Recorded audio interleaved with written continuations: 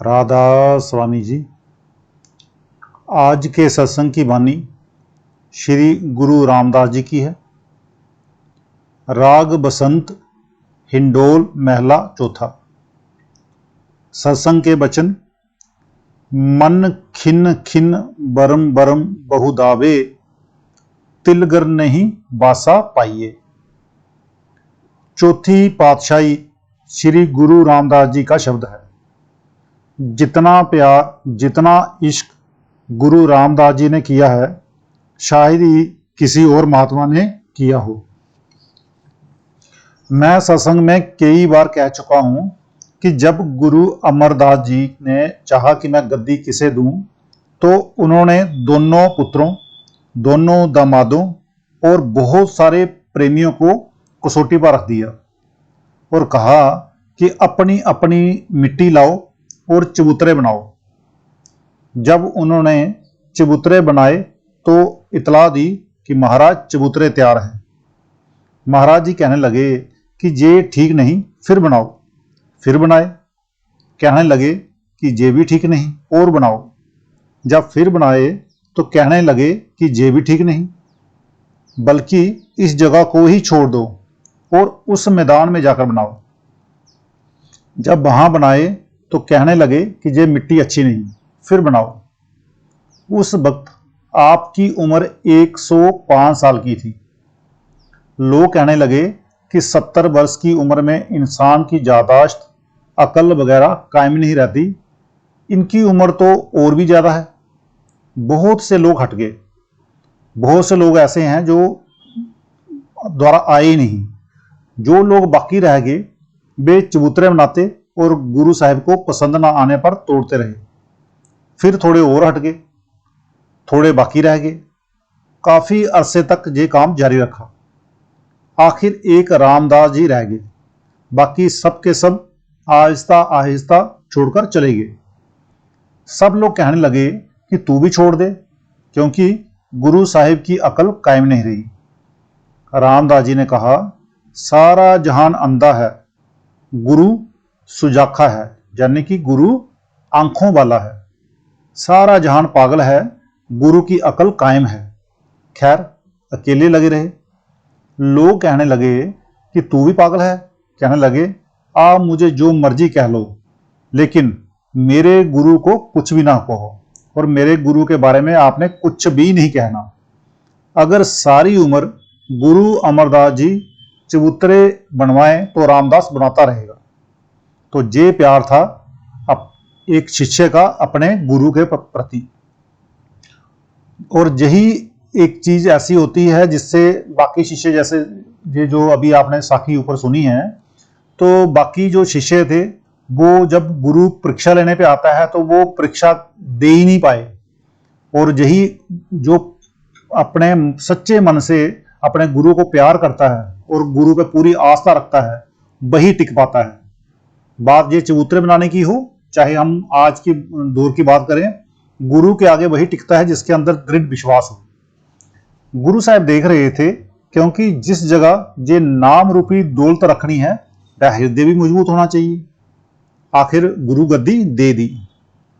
कहने का मतलब यह है कि गुरु साहब ये देख रहे थे, क्योंकि जिसको गुरु गद्दी देनी है, नाम रूपी दौलत बख्शनी है, उसका भी हृदय देखना है कि यार वो इस काबिल है भी है कि नहीं है। इतिहास कहता है कि उन्होंने 70 बार चबूतरे बनाए और 70 बार गिराए। ये उनकी वाणी है। कहते हैं, मन बाहर ही बाहर ठोकरें खाता फिरता है, अंदर तीसरे तिल में नहीं जाता। तीसरा तिल आंखों के 2 तिलों से पीछे और परे है। गुरु रामदास जी कहते हैं कि हम इसको जानी मन को क्या कहें।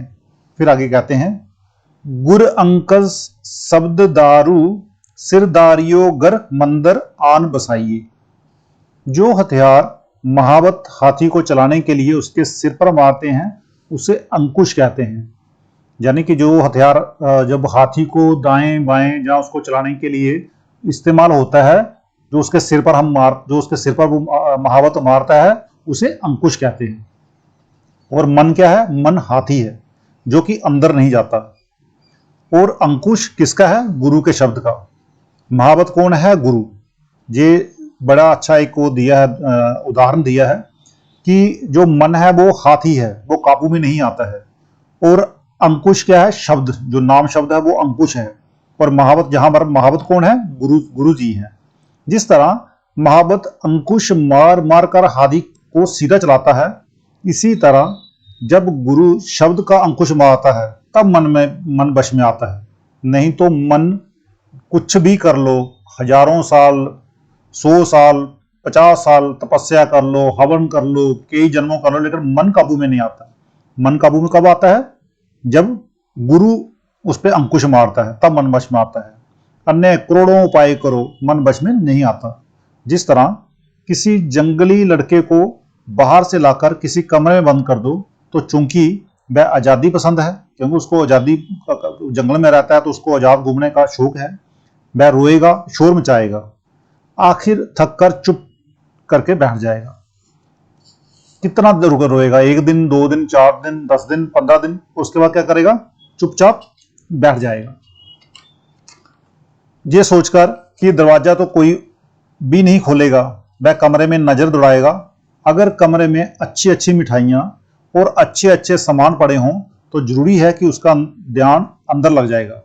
चाहे वो जंगल में रहने का आदी है, लेकिन कमरे में जब उसको बंद कर दिया जाए, पहले तो छटपटाएगा, लेकिन उसके बाद जब कमरे के अंदर ही उसको अच्छे अच्छे मिष्ठान या अच्छा अच्छा सामान दिखेगा तो उसका मन या ध्यान अंदर भी लगना शुरू हो जाएगा।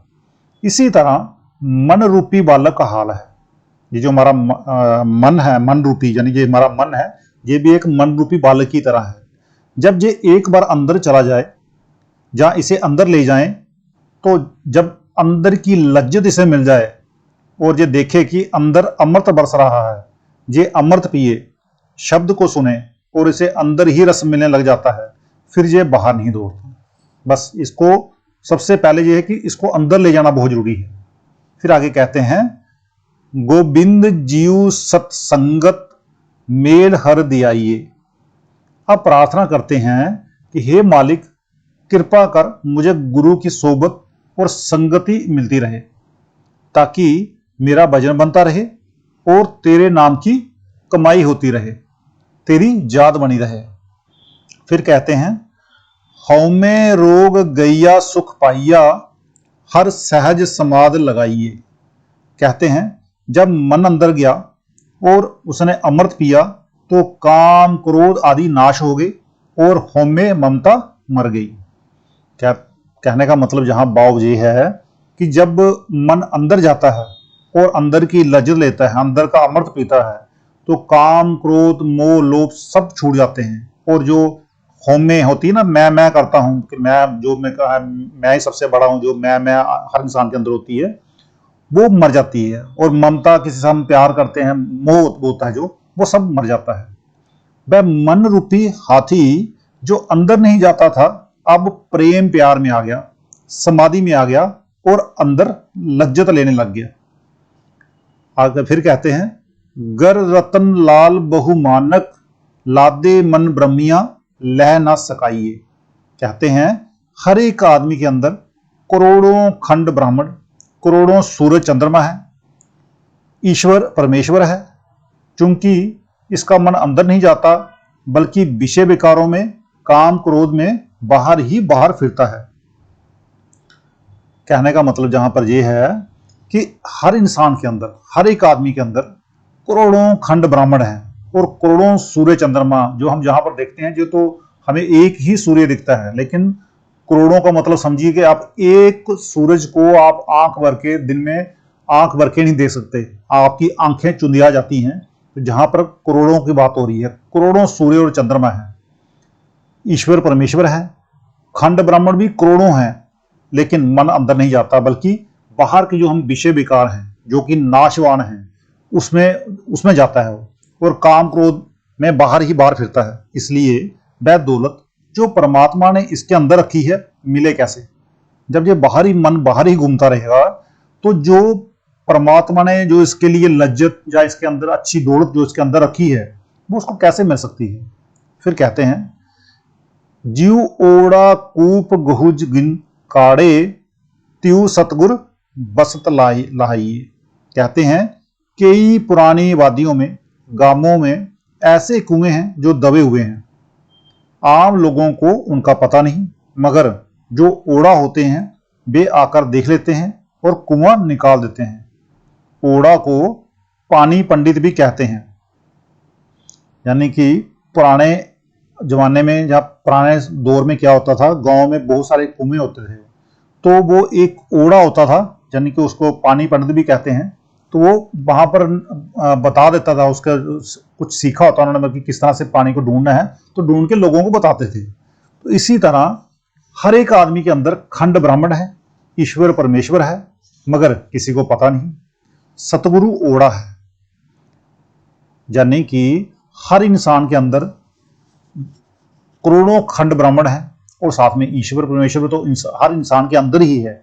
आदमी के इंसान के अंदर ही आप परमेश्वर का जो है दर्शन होते हैं, मगर किसी को पता नहीं। और यहां पर ओड़ा किसको बताया गया है?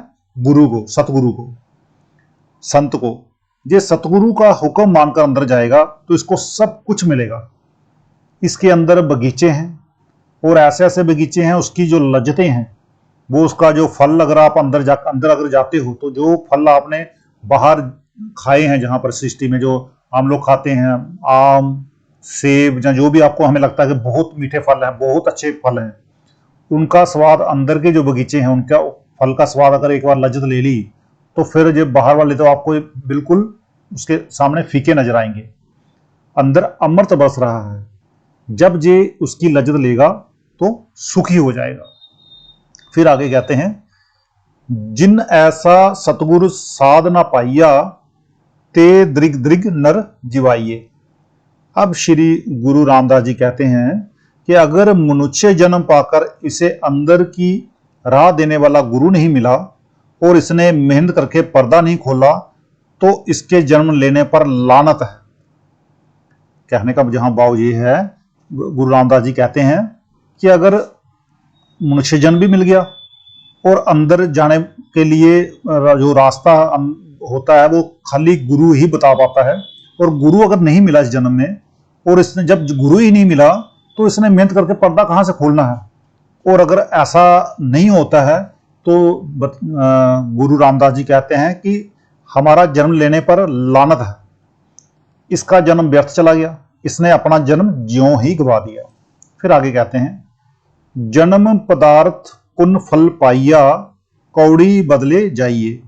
कहते हैं बहुत सारे पुण्यों का प्रताप जमा हो तो मनुष्य जन्म मिलता है, इसलिए जब मनुष्य जन्म मिल जाए तो ये चाहिए कि नाम जप कर अंदर खंडों ब्रह्मांडों पर चला जाए, मगर इसने अंदर जाने की बजाय विषय विकारों के साथ दोस्ती कर ली।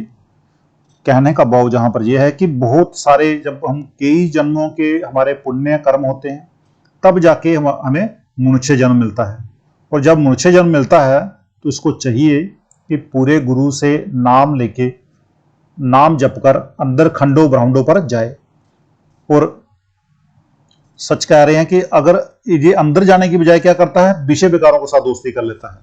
मानो मनुष्य जन्म कोड़ियों के बदले गवा दिया। गुरु रामदास जी कहते हैं फिर हम क्या करें? मधुसूदन हरदार प्रभ कृपा, कर कृपा गुरु मिलाइए। अब गुरु रामदास जी परमात्मा के आगे प्रार्थना करते हैं कि हे अकाल पुरुष, मुझ पर ये कृपा कर कि मेरी सुरत हमेशा गुरु के चरणों में लगी रहे, कभी जुदाई ना हो। फिर आगे कहते हैं, जन नानक निर्वाण पद पाइया, मिल साधु हर गुण गाइए। अब गुरु रामदास जी कहते हैं कि मेरा पर्दा खुल गया, जब मैं अंदर गया मालिक मिल गया, मुझे निर्वाण पद हासिल हो गया। अंदर संतों की मंडलियां हैं, जगह जगह कमाई वाले महात्मा मिलते हैं, यानी कि उनके दर्शन होते हैं। कहते हैं हम भी उन महात्माओं के साथ मिलकर परमात्मा के गुण गाने लग गए।